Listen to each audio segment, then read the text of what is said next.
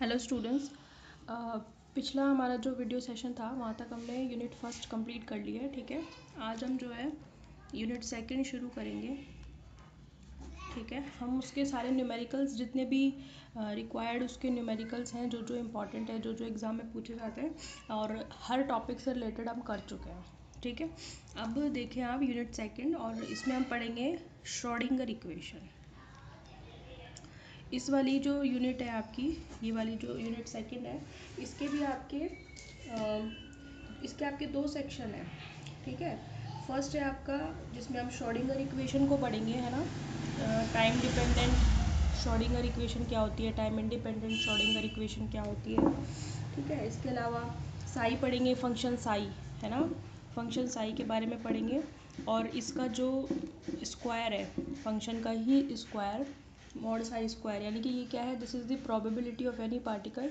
किसी भी जगह पर किसी भी पार्टिकल होने की मैक्सिमम पॉसिबिलिटी जो है वो मॉड साई स्क्वायर है। ठीक है, इसके अलावा हम पढ़ेंगे प्रॉपर्टीज़ पढ़ेंगे साई की, है ना।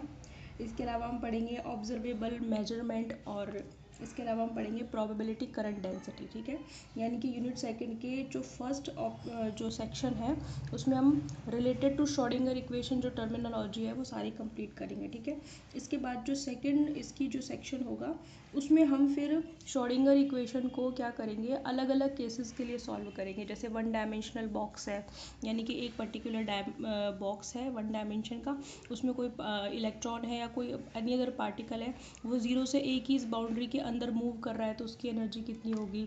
ठीक है, स्टेप पोटेंशियल पढ़ेंगे, स्टेप इस तरीके से स्टेप पोटेंशियल पढ़ेंगे, वहाँ पे उसको किस तरीके से सॉल्व करेंगे। तो फॉर डिफरेंट डिफरेंट केसेस हम इस पर्टिकुलर फंक्शन साई, जो कि किसका सॉल्यूशन है, श्रोडिंगर इक्वेशन का, पर अलग अलग केसेस के लिए उसको देखेंगे। ठीक है, इसके अलावा हम बैरियर पोटेंशियल पढ़ेंगे, ट्रांसमिशन कोफिशिएंट, पेनिट्रेशन इफेक्ट, और ये बहुत सारी नई चीज़ें हम लोग पढ़ने वाले हैं। ठीक है, चले शुरू करते हैं।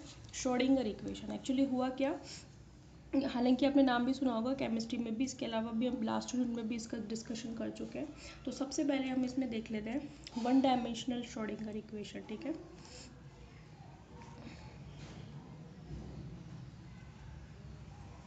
वन डायमेंशनल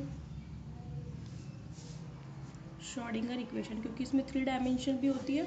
ठीक है, फिर हम इसमें अलग अलग क्लासीफाई करेंगे इसको टाइम डिपेंडेंट और टाइम इंडिपेंडेंट में। ठीक है, और इसका सिंपल फॉर्म भी पढ़ेंगे, मतलब एक तरीके से काफ़ी चीज़ें पढ़ेंगे हम इसमें श्रोडिंगर इक्वेशन में। ठीक है, वन डायमेंशनल श्रोडिंगर इक्वेशन देखें आप, एक साइंटिस्ट रहे हैं हमारे इरविन श्रोडिंगर, इनका जो पूरा नाम है ये इरविन श्रोडिंगर है। इन्होंने 1926 में एक ऐसी इक्वेशन के बारे में प्रस्ताव रखा जो क्या कर सके, जो कि एक जो मूविंग पार्टिकल है ना, जो किसी वेलोसिटी से मूव कर रहा है, तो इससे रिलेटेड कोई ना कोई फंक्शन साई होगा। हम पढ़ चुके हैं कि कोई भी पार्टिकल है क्वांटम मैकेनिक्स में, तो उसके बारे में संपूर्ण जानकारी उसके स्टेट फंक्शन में होती है। स्टेट फंक्शन ही जो होता है वो उसकी पोजीशन और समय का फंक्शन होता है, जो उस पार्टिकल के बारे में कंप्लीट इन्फॉर्मेशन प्रोवाइड कराता है। ठीक है, तो उन्होंने कहा कि किसी भी गतिक कण के लिए अगर इस फंक्शन साई को हमें फाइंड आउट करना है, तो उसके लिए उन्होंने एक डिफरेंशियल इक्वेशन के बारे में बताया कि ऐसी इक्वेशन होनी चाहिए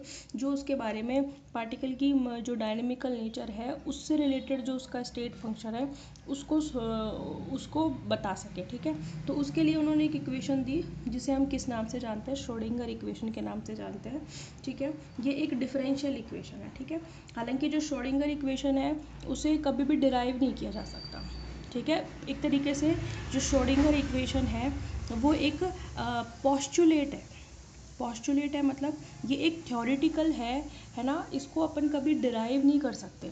श्रोडिंगर इक्वेशन कहाँ से आई, कैसे आई, ये नहीं पता, मतलब कुल ऐसा नहीं है कि उसके सपने में आ गया। एक्चुअली इसका कोई मैथमेटिकल कोई ऐसा कोई वो नहीं है जिससे हम इसको डिराइव कर सकें। ये तो सिर्फ आई कहाँ से, ये आई उस समय की जो स्थितियाँ थी, उस समय फंक्शंस आई के बारे में जो जो अननोन चीज़ें थी उन सभी को अज़म करके, यानी कि उन सभी का अजम्पशन करके इस ये इक्वेशन बनी, और वो थी श्रोडिंगर इक्वेशन। फिर ये श्रोडिंगर इक्वेशन को अलग अलग केसेस के लिए ट्राई किया गया कि क्या उन सभी के लिए इसको सॉल्व किया जा सकता है। तो ये फिर धीरे धीरे इसमें करेक्शंस हुए, धीरे धीरे इसमें जो है चेंजेस हुए, उस तरीके से ये श्रोडिंगर इक्वेशन बनी। समझ में आ गई। तो ये एक श्रोडिंगर इक्वेशन एक तरीके का पॉस्टुलेट है, एक तरीका का अजम्पशन है उस समय की, या उस समय जो अननोन चीज़ें थी उनको ध्यान में रखते हुए बनाई गई इक्वेशन है। वो कौन सी है? Schrodinger equation. समझ में आ गई बात। आगे जाके ये धीरे धीरे बाकी सब फंक्शंस के लिए सेटिस्फाई होती गई, बाकी सारी कंडीशंस के लिए सेटिस्फाई होती गई। ठीक है, इस तरीके से इसमें चेंजेस होते गए और इस तरीके से कंप्लीट श्रोडिंगर इक्वेशन बनी। ठीक है भाई, चले अब इसकी ज़रूरत क्यों पड़ी, है ना। वन डायमेंशनल श्रोडिंगर इक्वेशन को ही हम उसी में एक सब हेडिंग है, वो है आपकी नीड ऑफ सुटेबल इक्वेशन। मतलब उन्होंने कैसे पता लगाया कि जो इक्वेशन होनी चाहिए किसी भी फंक्शन साई को बताने के लिए वो कैसी होनी चाहिए, है ना, उसकी क्या आवश्यकता थी। क्योंकि कहते हैं ना, आवश्यकता आविष्कार की जननी है। तो उस टाइम की जो नीड थी, उस टाइम जो जो चीज़ें अननोन थी, जो चीज़ें नोन थी, उनको ध्यान में रखते हुए ये बताएगा आपको कि क्या कैसी सुटेबल इक्वेशन होनी चाहिए, श्रोडिंगर इक्वेशन। ठीक है, ठीक है सब। अब हम क्या करना चाहते हैं कि consider a free particle, consider a free particle. हमने एक फ्री पार्टिकल को कंसीडर किया और हम क्या चाहते हैं कि इस मुक्त कण की गतिक अवस्था, है ना, यानी कि ये फ्री पार्टिकल है, फ्री पार्टिकल मूव करेगा, फ्री पार्टिकल मूव करेगा तो हम जानते हैं कि मूविंग पार्टिकल जो होता है वो दो तरीके की नेचर दिखाएगा, या तो पार्टिकल नेचर दिखाएगा या फिर वो वेव नेचर दिखाएगा। एक टाइम में दोनों नहीं दिखा सकता, एक टाइम में एक दिखाएगा, या तो वो पार्टिकल नेचर ही शो करेगा या फिर वो वेव नेचर ही शो करेगा। ठीक है, तो उन्होंने कहा कि एक फ्री पार्टिकल कंसीडर करते हैं और इस पर्टिकुलर फ्री पार्टिकल की जो गतिक अवस्था है, उस गतिक अवस्था से संबंधित कोई भी उसका कण रूप है या फिर उसका तरंग रूप है, उनको ज्ञात करने के लिए एक समीकरण की जरूरत पड़ी। ठीक है, consider a free particle to find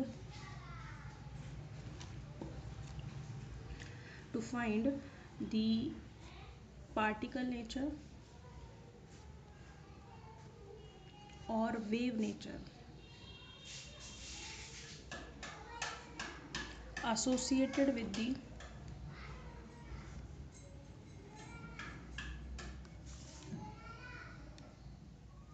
moving particle, there is a need of an equation, ठीक है, that is called Schrodinger equation. यानी कि किसी भी मुक्त कण की गतिक अवस्था के जो कण, उसकी कण प्रकृति है और उसकी जो तरंग प्रकृति है, उसके बारे में ज्ञात करने के लिए एक समीकरण की आवश्यकता पड़ी, जिसको क्या नाम दिया गया?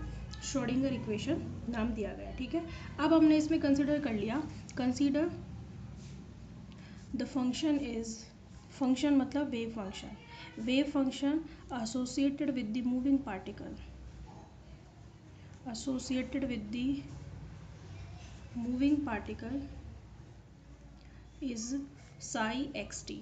psi xt क्या बता रहा है? Particle is moving along one dimension and, और हम ऑलरेडी बोल चुके हैं कि हम वन डायमेंशन श्रोडिंगर इक्वेशन को फाइंड आउट करना चाह रहे हैं। ठीक है,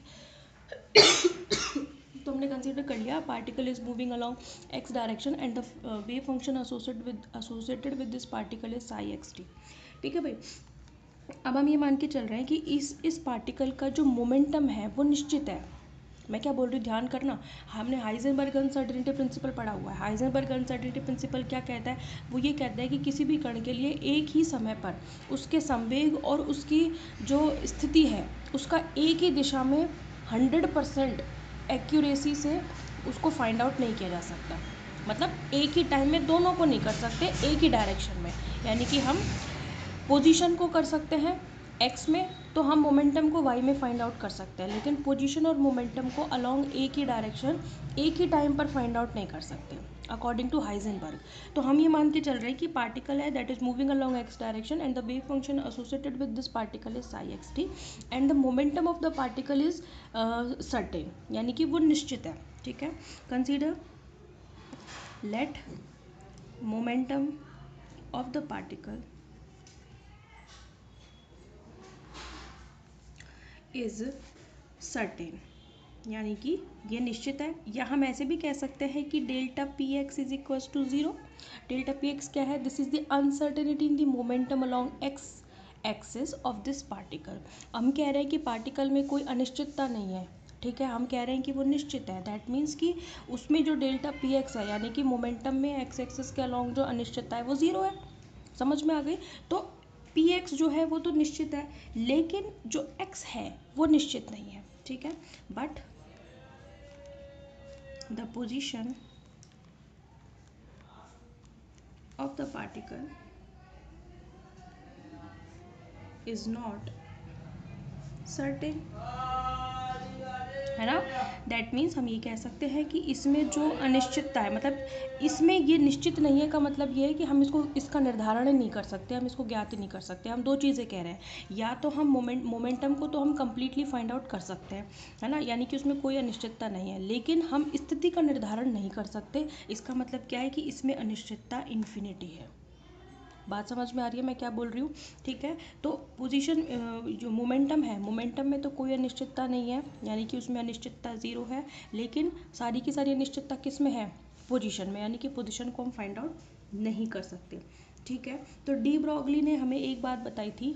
डी ब्रॉगली ने क्या कहा था? हाइजेनबर्ग के बाद डी ब्रॉगली ने क्या बोला था? डी ब्रॉगली ने ये वाली बात बोली थी कि हर पार्टिकल से रिलेटेड, हर पार्टिकल भी कैसा? मूविंग, तो उससे रिलेटेड दो नेचर होती है, या तो पार्टिकल नेचर होगी या उसकी वेव नेचर होगी। अगर वेव नेचर है तो उसकी कोई ना कोई वेवलेंथ होगी, और हम वेवलेंथ फाइंड आउट कर चुके थे, और कितना आई थी? Lambda is equals to H upon p. याद है आपको? ये हमने डी ब्रॉगली हाइपोथेसिस में हमने वेवलेंथ फाइंड आउट की थी, किसी भी मूविंग पार्टिकल से एसोसिएटेड वेव की, जिसे हमने डी ब्रॉगली वेवलेंथ बोला था। समझ में आ रही है बात आपको? या इसको हमने मैटर वेव की द्रव्य तरंग की तरंग दैर्ध्य भी बोला था, याद है आपको? ठीक है। तो अब ये देखो यहाँ पे, therefore according to de Broglie, अब भाई जब lambda is equal to H upon p है, तो आपको एक प्रोपोगेशन कांस्टेंट याद होगा। वेव है तो उसका प्रोपोगेशन कांस्टेंट, यानी कि संचरण नियतांक जिसको हम बोलते हैं, ठीक है। According to de Broglie, propagation constant K is equal to 2 pi by lambda, क्योंकि propagation is the property of any wave. Wave है तो वेव लेंथ भी होगी, ठीक है। अच्छा, अब मैं क्या कर रही हूँ, इसको एच कट से ऊपर नीचे मल्टीप्लाई कर दूँ। चलो अगले स्टेप में कर देंगे। एच कट से एच कट नहीं, एच से करो आप, एच से ऊपर नीचे मल्टीप्लाई करूँगी, ठीक है। तो क्या होगा? ये बन जाएगा आपका 2 पाई बाई एच, ये वाला एच नीचे, और एक बनेगा एच अपॉन लैम्डा, ये बनेगा ना। ठीक है। तो ये 2 पाई बाई एच क्या है भाई? ये तो है एच कट, एच कट ही तो है। H cut is equal to H upon 2 pi होता है। ये एच कट क्या होता है? This is modified Planck constant. वैसे Planck constant H is equal to पता है आपको, ये एच कट होता है, ठीक है। और ये जो एच अपॉन लैम्डा है, ये क्या है? ये देखो ना, डी ब्रॉगली से ही तो आया है। P is equal to H upon lambda लिख सकते हैं हम। तो मैं यहाँ पे क्या लिख सकती हूँ? पी लिख सकती हूँ। इस पे न्यूमेरिकल पूछा जाता है भाई। ये जो k is equal to H cut p है, इसी पे क्वेश्चन भी पूछ लिया जाता है। समझ में आ गई बात आपको? मैंने कुछ गलत कर दिया। हाँ, एच ये अपॉन में आएगा, है ना, क्योंकि हम जानते हैं h cut is equal to H upon 2 pi होता है, तो 2 pi by h 1 upon H cut होएगा, ठीक है। इस पे क्वेश्चन पूछा जाता है भाई, ठीक है। ठीक है भाई, तो पता होनी चाहिए। हालांकि हम ये जानते हैं कि k is equal to 2 pi by lambda है, तो हम लैम्डा ढूंढते रहते हैं क्वेश्चन में, लेकिन वो ये इंपॉर्टेंट ज़्यादा है बजाय इसके। K is equal to 2 pi by, इस पर नहीं पूछते, इस पर पूछते हैं, क्योंकि इसमें दो चीज़ों का समावेश है, एक तो मॉडिफाइड प्लांक कांस्टेंट का, और इसमें डी ब्रॉगली वेवलेंथ का भी है, डी ब्रॉगली की जो हाइपोथेसिस है उसका भी है, तो इस पर क्वेश्चन पूछा जाता है। समझ में आ गई बात आपको? तो ये एक इंपॉर्टेंट रिलेशन निकलता है यहाँ से। दूसरा यहाँ से निकलता है वो है ओमेगा, कोणीय आवृत्ति, एंगुलर फ्रीक्वेंसी, ठीक है। ओमेगा इज इक्वल टू क्या होता है? 2 पाई बाई होता है। इसको भी आप क्या कर दो? एच से ऊपर नीचे मल्टीप्लाई कर दो, तो ये 2 पाई बाई एच क्या बन गया? फिर से 1 अपॉन एच कट बन गया। और एच न्यू क्या होती है? ई होती है। तो ये एक रिलेशन और है, E is equal to H cut upon omega, या omega is equal to E upon H cut, है ना। तो अभी तक आप H is equal to E is equal to H nu जानते हो ना, आप यही तो जानते हो, ठीक है। लेकिन आप इसे कन्वर्ट कर सकते हो ओमेगा की फॉर्म में भी, ठीक है। आप यहाँ पे बता सकते हो where h cut is equal to modified Planck constant. और इसकी वैल्यू कितनी होगी अगर आप इसे फाइंड आउट करेंगे ना, यानी जब फाइंड आउट करना आप इसको h/2 है, फाइंड आउट करना आप 6.62 10⁻34 2 से डिवाइड करना, वैल्यू लिख लेना यहाँ पे, ठीक है।